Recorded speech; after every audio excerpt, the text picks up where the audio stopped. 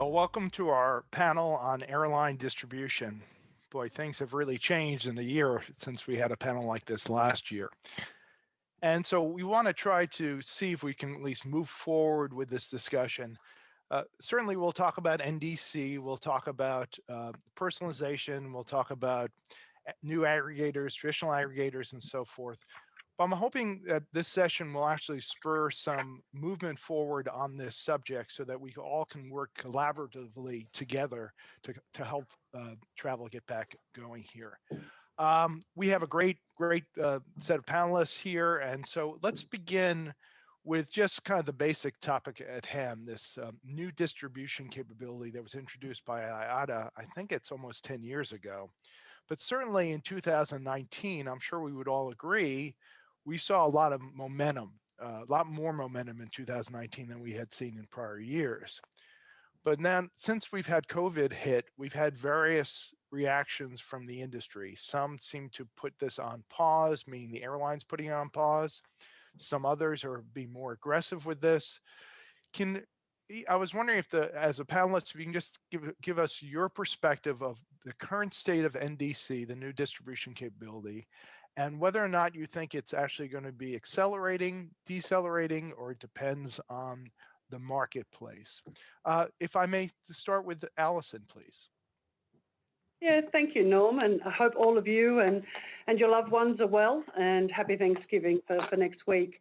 With NDC, you're quite right, Norm, we are seeing quite drastic differences between points of sale and also type of customer and channel. But what we have seen is an acceleration over the last few months with agencies wanting to join our journey with NDC, and that's been interesting to us. I suppose it goes in the category of never letting a crisis go to waste, and they've seen perhaps that they've downsized, they've had to separate from team members. This is an efficient way to get their bookings done. And of course, the way that we're partnering with the likes of Amadeus and others means that it's easily accessible to them. So we actually have seen in the agency a lot more interest as well. Great. John, what's your view of the current state of NDC? Yeah, thanks, Norm.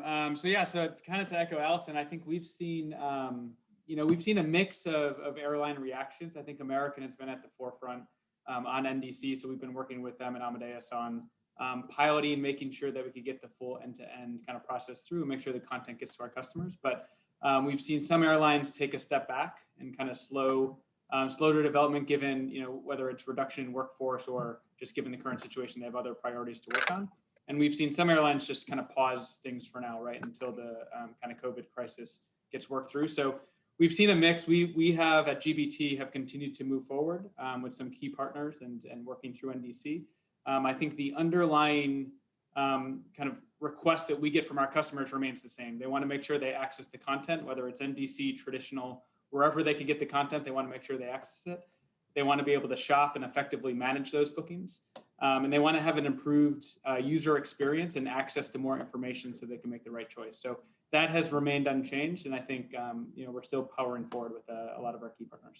I do want to get into that issue of user experience, because I think that's a challenge considering the COVID and all the changes that happen with NDC.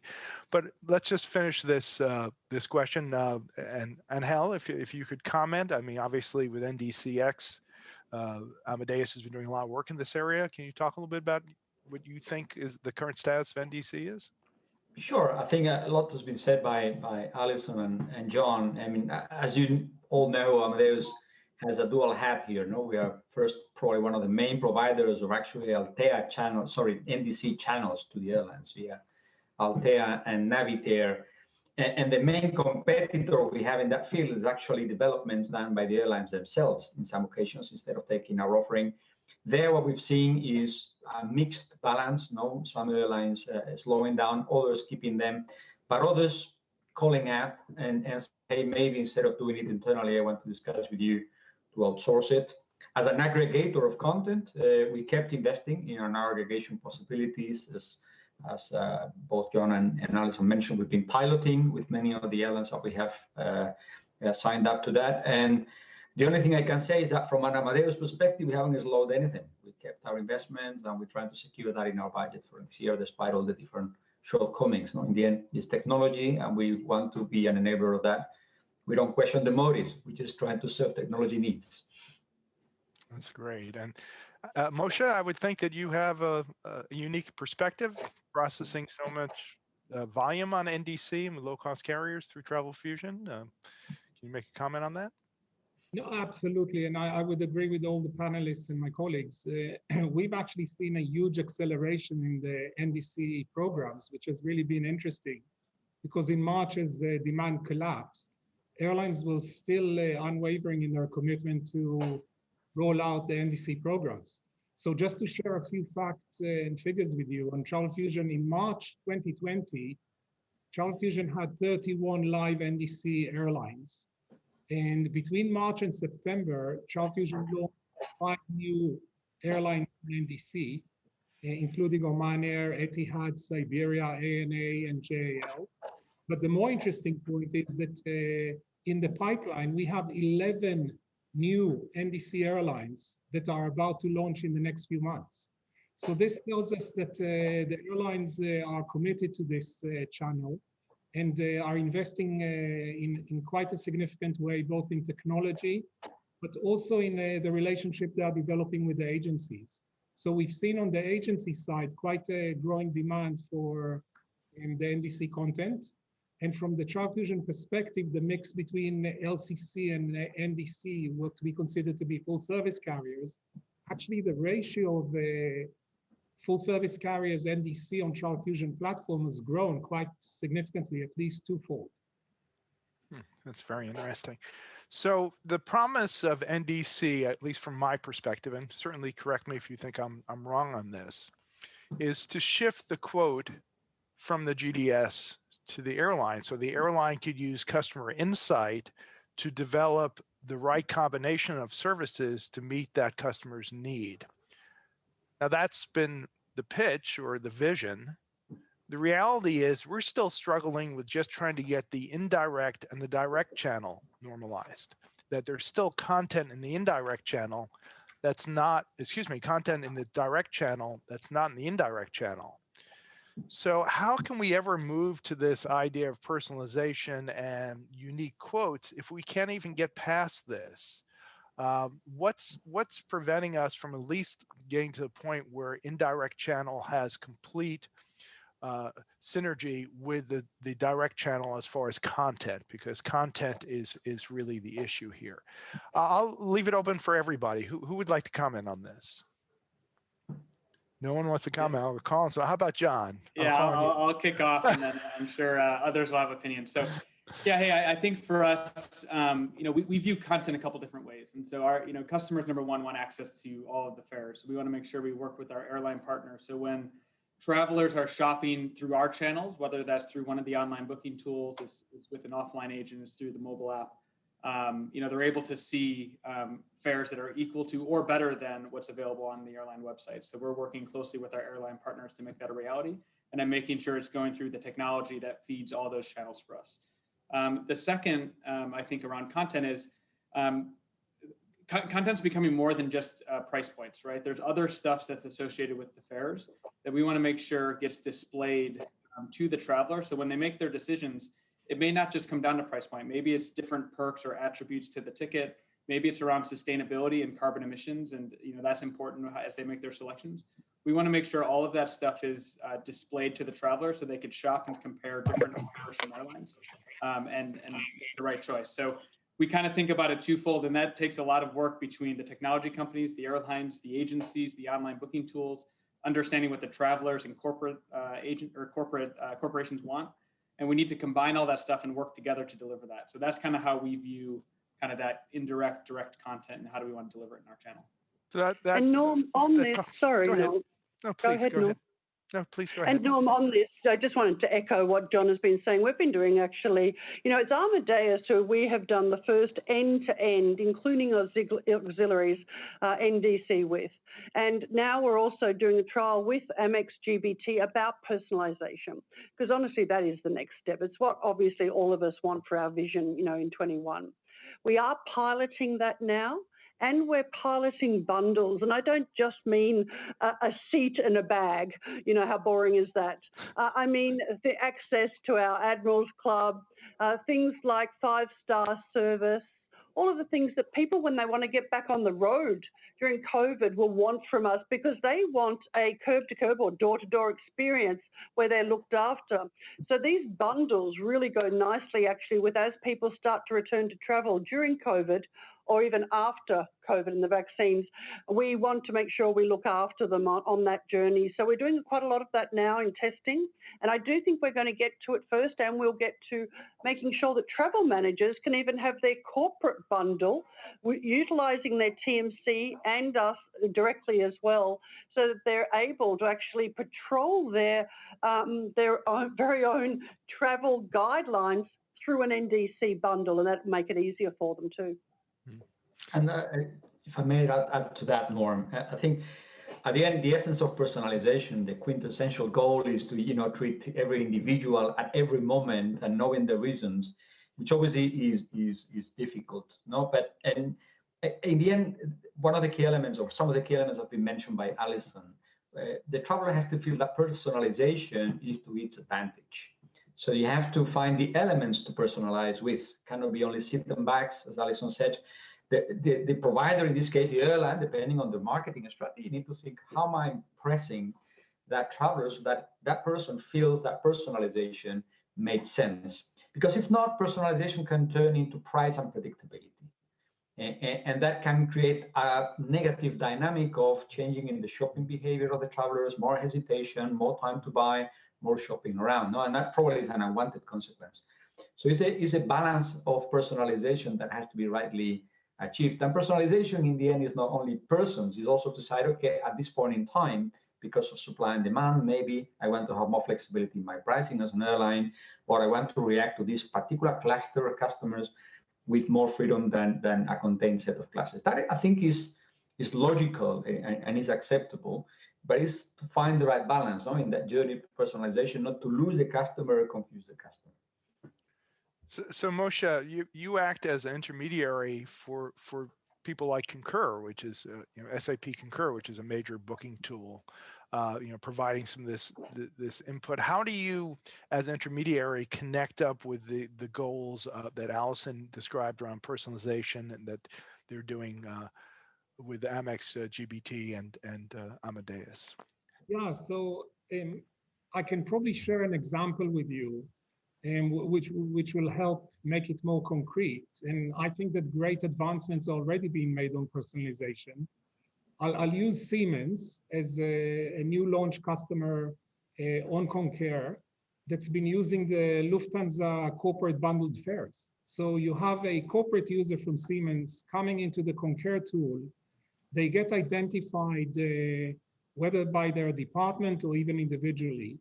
And then Lufthansa is able to actually send them back a specially crafted bundled corporate dynamic fare, which will include some additional Siemens specially negotiated attributes. I think this is really the point of arrival, but it doesn't really end there, because the data then, once the user made the booking, can come back to BCD, and I'm using names because it's all been published information, so I'm not disclosing anything private. BCD is able to actually then, using Travelfusion, to surface that booking, to do all the post-booking activities that the user may want, to change the ticket, cancel, even inform the user of any notifications and changes, and basically close the end-to-end experience. So I think this is the first steps, concrete steps that we're all dreaming about in terms of crafting an offer that will be more personalized. And I think from on the consumer side, from the Skyscanner perspective, which is one of the largest online travel sites, the main idea that we're using now is to try and surface as much information as possible, like fare families and ancillaries, and compare all that information. Try and make sure that the display is comprehensive as possible. But the next step that we're all aiming to is to be able to report to the airline some information about that user, So the airline can, with the NDC technology, bring back a special personalized offer that's fit for that traveler or that family. And that's still some time away, I would say.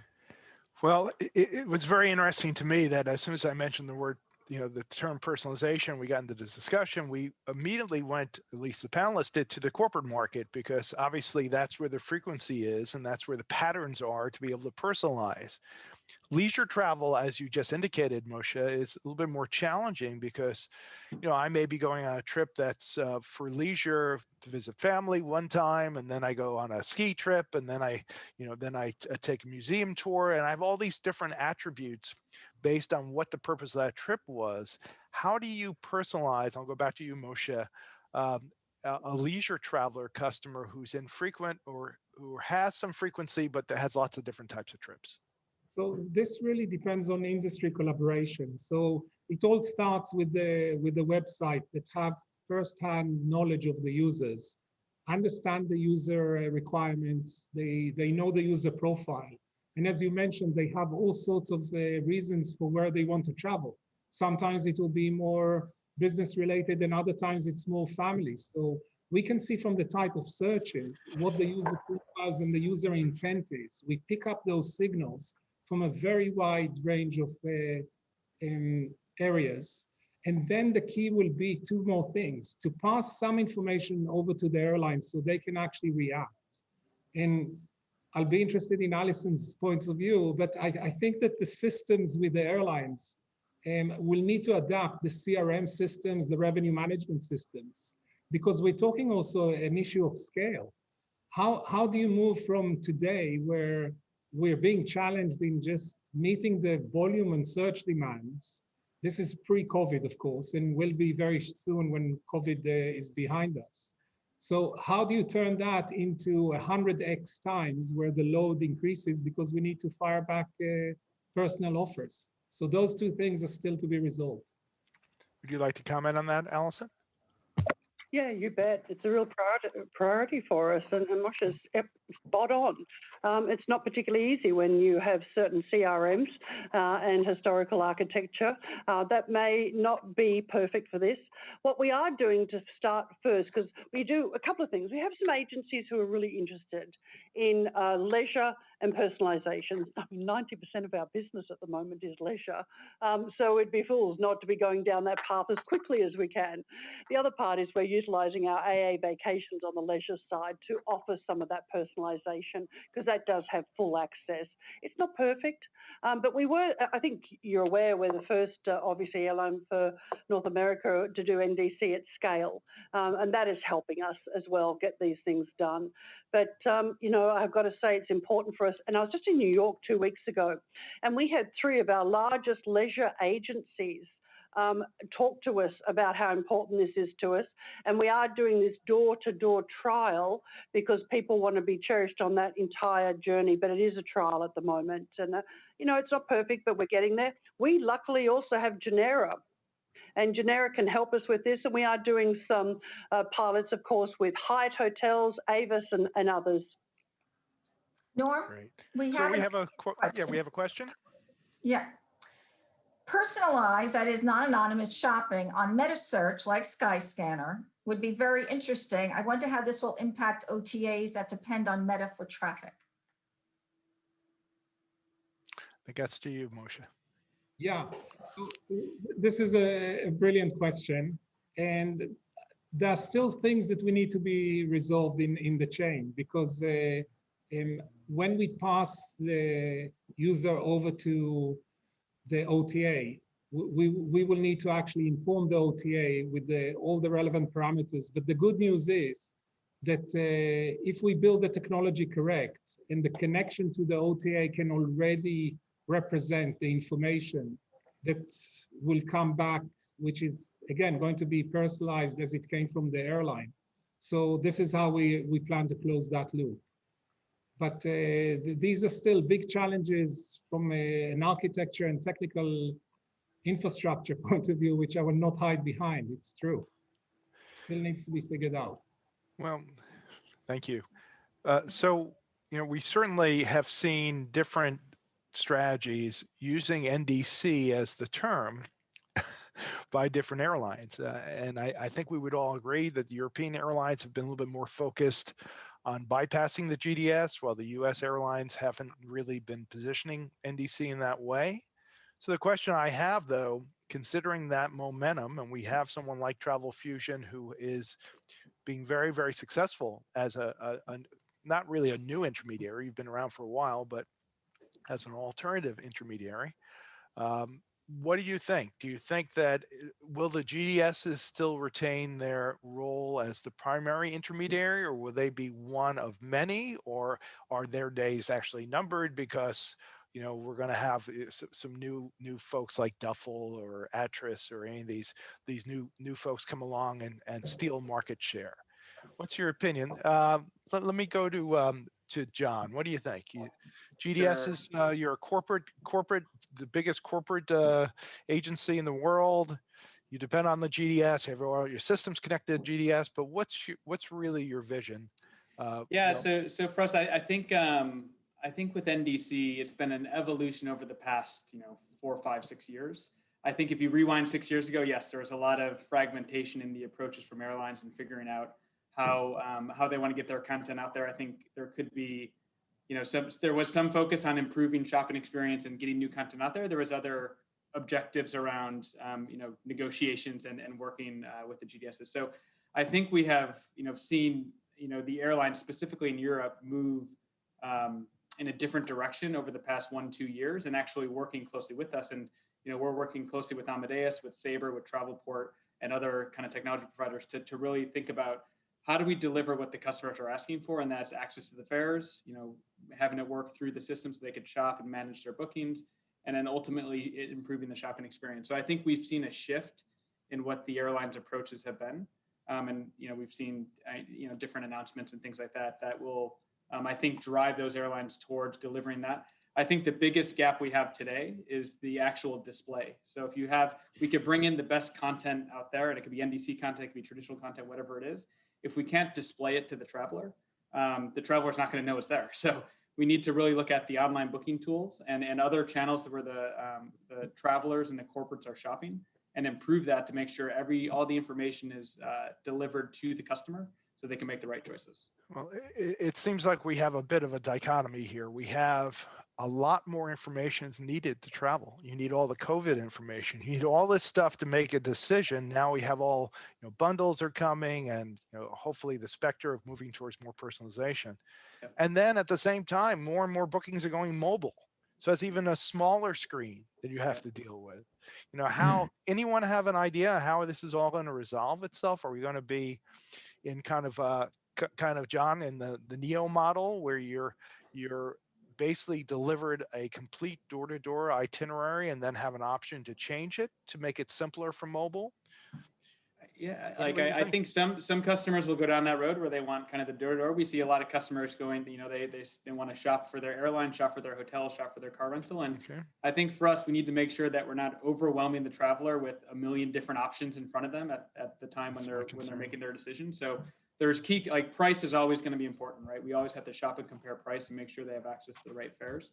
But then also, it's going to come down to corporate by corporate. Some corporates have put more kind of focus on sustainability. So that's really important for them when they make their decisions. Some corporates want, everyone to book flexible tickets. And so we need to make sure we display all that stuff when travelers are making their decision, regardless of source. So Lorraine? I think, Norm. Go ahead. Norm, yes, please. I think there's probably a clear difference between corporate travel and other types of travel, and between online and mobile. Because I think, as John was saying, in the case of corporate, there are many elements to take into account, the respecting of the travel policy, preferred suppliers, plus the fact that still you would want to comply with all the different internal procedures. When it comes to leisure, that's at least what I learned in Asia when I was over there, which was, I believe, in the leading pack of having true mobile adoption through travel. People don't search in mobile in general. It's not a screen fit for search, not even in corporate. You can do some, but it's very limited. It's only 6-7 inches. So people don't tend to search. The people who got traction in online leisure, or in mobile leisure for that mind, but some of them, Moshe know very well, like C-Trip or Make My Trip and other big OTAs, is because they know how to push certain content to the traveler that is easy to click and buy. And it's the selection and the targeted advertising that helped really gain the traction of true sales through mobile, more than expecting that we as travelers will go into a smaller screen and still scroll down with the thumb until we find the right fare. That typically we won't do. Understood. But yeah, we also see adoption of mobile by corporate travelers. So, I mean, that's the platform of choice for them in some cases. I did a big study for Phocuswright last year, which kind of reinforced this. So we have a question from the audience, but we have less than a minute left. So I think that I'm going to try to use this last minute, just closing words from everyone. And please, we'll try to answer that question offline. Sorry, we didn't get to it. Just if you can give me your view, we're at this panel a year from now, where are we going to be? And just try to make it a couple of sentences. I'll begin with Alison. Where do you think we'll be on the state of airline distribution a year from now? I think you'll see that some personalisation has been rolled out, like we're doing with Siemens. I think also that you'll see that health and well-being is an important part of anything we're doing, including NDC. Corporates will be back on the road. And I actually think you'll see a lot more adaptation in this next year because it's forced us to make some hard choices. Thanks. Great. Thank you. Moshe? Yeah, I think that we're going to see more involvement of the small screen. We're going to see personalization, and those will be the key drivers. And in order to achieve that, we're going to see much more machine learning and AI. Great. And Angel? I think we're going to see a lot of convergence. I think we all aspire to have travelers back. We all have agendas, sometimes colliding with each other, in many cases cooperating. But I think there's going to be probably a greater feeling that we need to align certain agendas, particularly in NDC, as you were saying. We're going to see probably substantial progress, and we see ourselves investing into that and trying to enable that as much as possible. Hopefully, it will be a bit more of convergence. And John, you get the last word. What do you think? Yeah, no, I agreed with that, Angel. And I think we'll see a lot of progress on collaboration, right? So the full end-to-end ecosystem working together. I think there's this particular focus on shopping experience and making sure that travelers are presented with the right information when they make their trips. And so I think we'll see a lot of progress on that front. Great. Well, I want to thank everyone for their participation. This has been a great panel, and we only had a half an hour for a very difficult subject. So thank you, Moshe and Alison and John and Angel. And please enjoy the rest of the conference. Thank you. Thank you.